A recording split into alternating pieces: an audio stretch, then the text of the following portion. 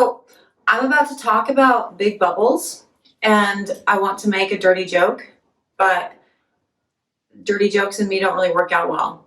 Do you want to stick around for it?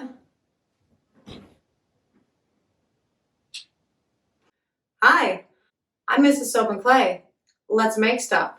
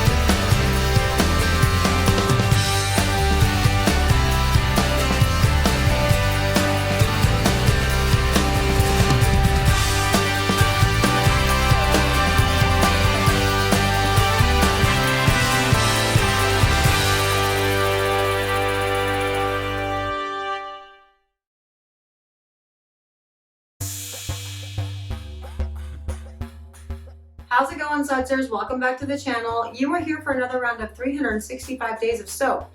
Today we are starting a new series. This is going to be a big lather test. So we will be using different additives in our soaps to see which one, makes the biggest lather. Yeah, today we are going to be focusing on the aloe vera soaps. And aloe vera is great. It is a great additive to put into soaps because not only does it increase the lather, it also has loads of amino acids and is a naturally antibacterial reagent to put into soaps. It has really cool astringent properties, and it also makes a very emollient bar.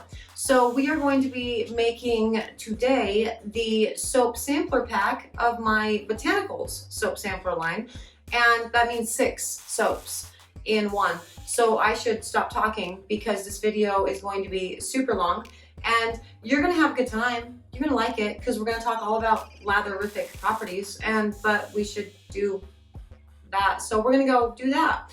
And yeah, let's go. Okay, so today we are making aloe vera soaps. Now for this batch, I am substituting out about half of the water for this particular formulation with the aloe vera liquid. I'm not using aloe vera gel, the stuff that you need for hand sanitizers. But in addition to the aloe vera liquid that goes in with the lye to create the lye solution, I'm also going to be putting in some aloe vera liquid into each of the sections. So we're essentially making 6 different soaps today to restock the Botanicals mini line. And the extra aloe vera liquid that will go into each of those batches essentially will take this solution to, it's going to be about a 25% lye solution. So that means about 25% lye to 75% liquids. And that means it's going to take longer to trace, it's going to take longer to cure, longer to firm up, and having water in this high of an amount can increase the potential for glycerin rivers or dreaded orange spots. And these are things that, can be good or bad depending on, what your soaping technique is and what you want to do. So I guess this would be considered like a full water solution, but I kind of hate using that term because full water is so meaningless, right? There is no extra amount. There is no like maximum amount that you can put in soap as far as water goes. It's such an arbitrary thing and varies from soaper to soaper depending on a number of factors. How fast you want your soap to cure up, how hard you want it to be, how quickly you want to get out of the molds, whether or not you want glycerin rivers. I mean, there's a lot that goes into selecting your water amounts.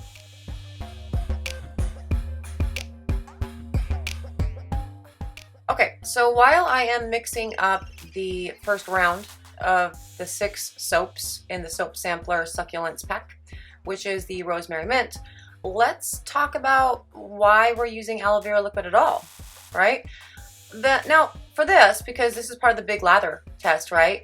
A big reason to use aloe vera is because it has an exceptional lather to it. It's really creates a really nice bubble. It actually also helps out with soap scum, and it creates a good bubble even in hard water, which is obviously, a huge benefit.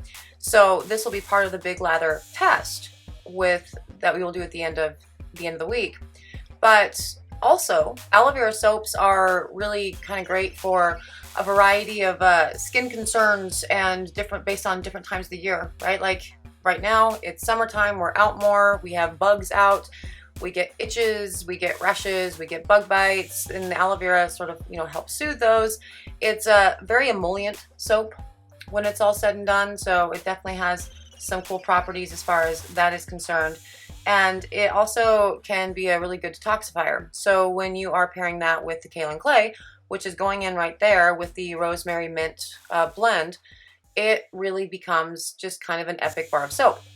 And of course, we're going to see just how epic the actual lather is at the end of the week, because again, we're not doing this for necessarily all of the other cool things. We're doing it for the big lather test to see if there's any difference between this, batch of soap and all of the other ones that we're making this week.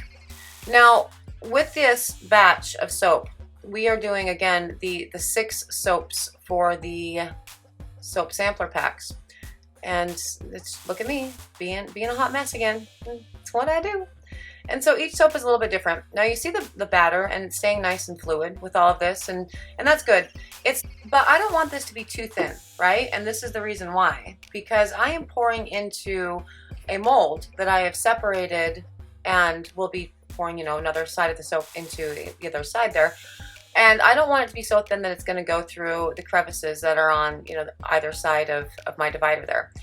And so far so good. It's working really well. Now, as I continue moving along in these soaps, you are going to see that the soap gets progressively thicker and thicker. And I know that. This is kind of the nature of the pour. This is the oil blend that I have in here that I'm using for all 5 of the soaps that we're making this week for the big lather test. It's the oil blend is exactly the same, so we can, kind of control as many variables as we can. It is known to sort of set up kind of fast. So this is going to be my basic 3. So this is coconut oil, olive oil, and palm oil. Responsibly sourced palm, of course. And those 3 oils, especially when I'm soaping as hot as I was, you saw how fluid and kind of liquid my oils were at the very beginning. I'm soaping pretty hot. I'm soaping at about 120 degrees right now, which is, customary. This is what they tell you to do, temperature for soap making, but I usually soap at, much lower temps. And it, as a result, will just firm up faster.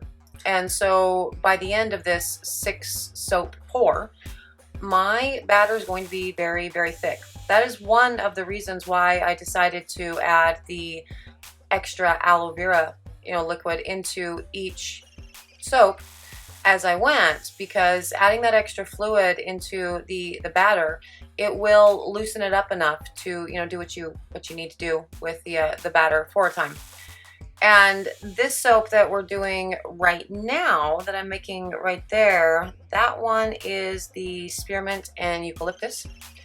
And it is a lovely, scent blend. This is one of I love making the botanical line because they're all very botanical, like green scents, right? And so it's what you would expect to find in like a spa or in my aunt, the massage therapist's house. Very just green scents. Now, once I have poured in a reasonable amount into the other side of this mold, and sure, done some designs, whatever, I'm gonna pull out that divider in the middle so I can put the rest of the soap in the middle and sort of even out where the soap exists within the middle of that mold. And it's not a it's not an exact science there, but it works, and it fits my needs. I could pour individual like little guest molds or whatever, but that would require me buying more molds, and they'd be individual cavity pours, and I don't want to. I already have enough molds. So this is a modification of that, and it works out. Now this is soap 3, and you see the soap batter, it's definitely getting thick. Now for the first 4 soaps, again, I plan this knowing that it's going to be thick. So, the farther along I go, and so the first 4 soaps, they get a swirl. The last 2, they are my solid color soaps in the line, and so I save those for absolutely last because it takes less time and effort to do a solid color soap. So this one here is the lavender, and this is actually a lavender honey blend. And for this one, I am incorporating the kaolin directly into it. I'm not dispersing it in oil or water or anything, just putting it directly into the soap batter because I actually do want some little pockets of kaolin to sort of show through and produce kind of like a grainy effect on this guy. And it's, as you can see, I did just put in the aloe vera liquid there, and it does get more fluid, and that's good because, you know, we need to do another swirl with this guy. And it's as a result of putting in the extra water, well, liquid. It's because it's the aloe vera here, but you know, water, liquid, whatever. It is going to take longer for this soap to firm up, which means it'll take longer to be able to get out of the mold, which means it will take longer for it to fully cure and lose all of its water weight so you can sell it. So for that reason, soapers that have been around for a while, they usually do water discounts in their soap making. The only real hard and fast rule that you have to pay attention to as a soap maker is you need to have as much water weight as you do lye, right? So you can't have 5 ounces of lye and 4 ounces of water because not all of your lye is going to dissolve in your water, and that's going to create a myriad of problems in your final soap. But for the rest of it, it's completely arbitrary. The amount of water that you end up putting into your batch is as unique as you are, and it depends on what kind of soaper you are and what kind of soap you like to make. If you really like doing, you know, swirls, you might want to have more water in your solution. If you are a sucker for, you know, a line soap or, you know, kind of basic, you know, 1 or 2 color soaps, less water is good. If you have, you know, a problem keeping things in stock and you want to sort of try to mitigate that, having a big water discount's a good idea because you can, you know, get your soaps cured and, you know, done faster and ready for sale. It's, as I said, it's a very arbitrary thing, and it completely depends on your soaping style. With this one, this is the 4th soap that we are doing, and this guy is my, what is he? What is this guy? Oh, right. This is my bergamot and tarragon soap, and it smells great. Again, it's another very spa-esque scent with everything, and it's delightful. Love it. And again, I'm continuing to put in, you know, the clay and the scent blend and the extra aloe vera into each section as I'm making it. And, you know, so far so good. It's again, the batter is thick. This is a really great batter to use for like a lined soap, a layered soap, but not what I would, it's not what I like working with. I don't really like working with these really kind of thick batters. I'm not that kind of soaper. I'm a sucker for swirls. So you know, this is a bit tedious for me, especially since I'm trying to essentially do a swirl. But it'll be interesting when you see the cut of this, because of the way that I cut the bars and I manipulate them into, you know, smaller little pieces for the sampler packs. Every soap is unique and cool, and it has a nice little swirl in it, and it ends up being, you know, kind of awesome, even though this is not the right way to necessarily swirl a soap. In fact, that's very much the wrong way to swirl soap. But it all works out. Now, with this, it's going to be the same concept as the last little mold that we used. We are going to put enough soap batter in to stabilize the other side so we can pull the divider out from the middle, and then we'll put the rest of it in and sort of move everything around in the mold itself to give, I don't know, kind of equal portions to each of the soaps, and that's awesome. And usually it works out, but this is the only time that I really ever like using dividers, because I can just scrape all that off right into the mold onto the top and not worry about messing up a design, and also not lose any, you know, really important soap, because oils, the botanical oils and the butters that you put into these soaps, they're pricey. So you never, as a soap maker, you never want to leave anything in the pot. or on the divider or whatever. Now, this is the 5th soap, and it is the chamomile. And I love this blend. This is actually one of my favorite soaps to use at night. And I usually use it when I'm not using my activated charcoal face paste, which is actually pretty common. I usually use that to wash my face. But when I'm not, this is my go-to because it's very soothing. It's very calming. It definitely has like a sleepy time effect, like you would expect with, you know, like a sleepy time tea. And it's absolutely delightful. And I love, you know, using it. Chamomile scent is absolutely lovely.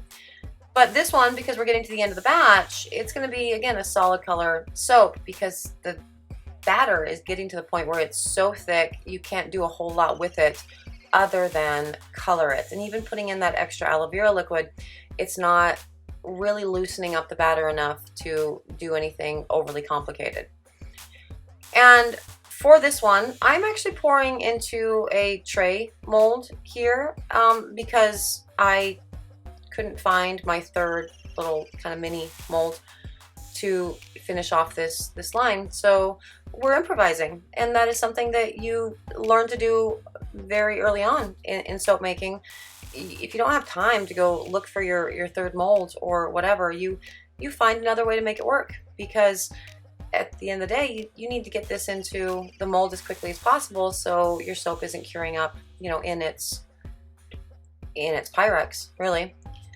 And the last soap of this series is going to be the blue agave. And I'm really hooked on the blue agave right now. This is probably the only time I use it in a soap, with the exception of the dish soap that I made recently that I did a video on. And that was, again, for the Soap and Clay Kidlets teacher, because she loved that scent blend that we put in bath bombs all the time. It's in one of our spa bombs. But I don't really use it in a soap a whole lot, mainly because it's used in one of the spa bombs, and it's a bomb that we have a really hard time keeping in stock.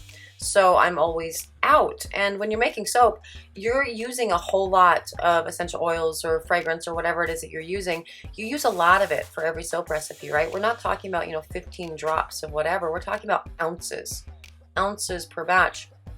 And it can be, you know, expensive, one, but also a pain, because when you're blending your scents and doing your things, it's, I have to blend this again. I don't want to. So I very rarely put it in a soap. So other than this soap right here, and again the dish soap that we did a few weeks ago, I don't use it a lot in soaps. But it's a delightful scent, and it's perfect for the botanical line. Now, the succulent line. Why am I calling it botanical? Because it's a botanical scent. It's delightful. What does botanical even mean? Now we have, just for the tops of a couple of these, we do, you know, some decoration, just to provide interest to, you know, the bars. They all smell different. They all look different. So it's not really necessary, but it's a lot of fun. So I have the mint that's going to be on the rosemary mint, and then I have the lavender buds that go on top of the lavender soap, really. And then for the blue one there, I'm also going to put some calendula because it's pretty and I like it, and like the blue with the yellow is a nice contrast.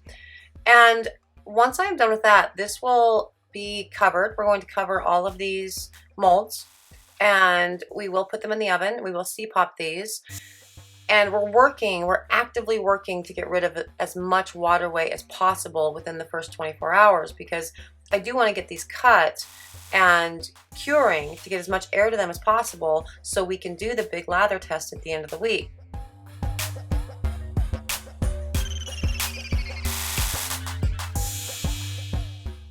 Okay, so it is day 2 and we are on to the cut. Now, each of these guys are going to be cut in half, and then each of those halves will be cut into fourths, with the exception of the 2 that we did in the tray mold, which will be cut in half and then in half again. But, you know, there's 2 of each of those, so that still makes 8 blocks. So a batch this size makes 8 packs of the succulent Sampro packs. And yeah, this has been, because we gelled it, because we C-popped it, it's reasonably easy to cut through. They're not overly soft, although these soaps are still legitimately pretty soft. But look how pretty they are. And again, we're going to cut each of these into fourths. And you know, one per soap essentially goes into the little mini soap sampler packs, and they're adorable. They're all little 1 ounce bars of soap, and they're all, you know, themed around a theme, really. So this one is a succulent, and we do the citrus, we do the fruits and florals, we do the sort of earthy ones, we've done a fall and a winter line. Did not get around to a spring line this year, so I guess the succulents are going to do double duty. Essentially, that's going to be our spring line as well, because we just didn't have time. And yeah, they're all cutting very beautifully, and the soap itself, it looks lovely. It's a well formed bar. These are great recipes, and we don't have any problems at all with the batch itself. And the thing about cutting these soaps that have the sort of decorative tops, the botanical decorative tops, is that the botanicals on top can drag through the soap itself. Now, when you're cutting this soft, it's okay, because you can take your finger and sort of, you know, buff all that away, and the line that it created is gone, and that's awesome. But when you cut later on, that line will still happen because of the botanicals. You're still going to get that scarring on the front of the bar, and it's going to be harder to actually, you know, get rid of. So yet another reason why I cut my soaps, you know, super soft. And yeah, so this is going to be doing its curing thing along with all the rest of them, because actually for the Big Lather test, I made all of the Big Lather soaps on the same day, and I cut them all on the same day. And then I'm giving them 5 days to cure before I do the Big Lather test, because I want them all to be, you know, basically the same sort of cure rate, and not more, this soap is more fresh than the other, you know, whatever, to give a really good indication of, you know, what the lather looks like right off the bat. And of course, it's not a super good indication of what the lather will ultimately be, because soaps, as they sit and cure, they will continue to sort of mellow out and really hit their peak point after about, you know, 4. And some of these soaps will become, you know, more latherific, and other ones will actually, their lather will sort of be diminished after, you know, that 6-week time, or, you know, a year's time. And maybe we'll do another test of these. I'll hold some of these bars back, and in a year's time we'll do another test and say, well, this is what it looks like, you know, after a year of sitting and nothing happening to it. But, you know, for these purposes, we do want to keep everything as consistent as possible, so we can do the big lather test at the end of this week. But yeah, that is it for the succulents soaps. We're on day 34. We have 4 more bars in the Big Lather test line, right? So we're going to be doing a honey, an almond milk, a coconut milk, and a beer soap. And then at the end of that, we will do a test to see, you know, which one has the best lather. And that's kind of what they look like in a little package. They're super cute. So there you have it, the aloe vera soaps. Now, we will be testing these at the end of the week along with the other 4 bars that we're making. So we're making a coconut milk, an almond milk, a beer soap, and a honey soap. And we're going to test those at the end of the week and check their lather properties to see, you know, which one has the best lather. Because again, this is the Big Lather test, and it's a really cool way to see what works well in, you know, soaping and what kind of doesn't. It really works out. The aloe vera works really well. It does extend the sort of like trace of the bars, and that's awesome. But as an end result, it ends up being a bar that has a longer cure time. So it takes longer to fully firm up and lose all of its water weight. But that's okay, because we're waiting until the end of the week to actually test all of these bars. And yeah, thanks so much for being here today on the channel. I really appreciate you. And I hope you enjoyed yourself. If you did, you know, go ahead and leave a like and subscribe to the channel. That would be awesome. If you're interested in buying the succulent soap sampler pack, you can do so on the website at soapandplay.com. If you are interested in following me on social media, you can find me on Facebook, Instagram, and Twitter. And yeah, thanks so much for joining us for another round of 365 days of soap, and I will see you tomorrow. Bye.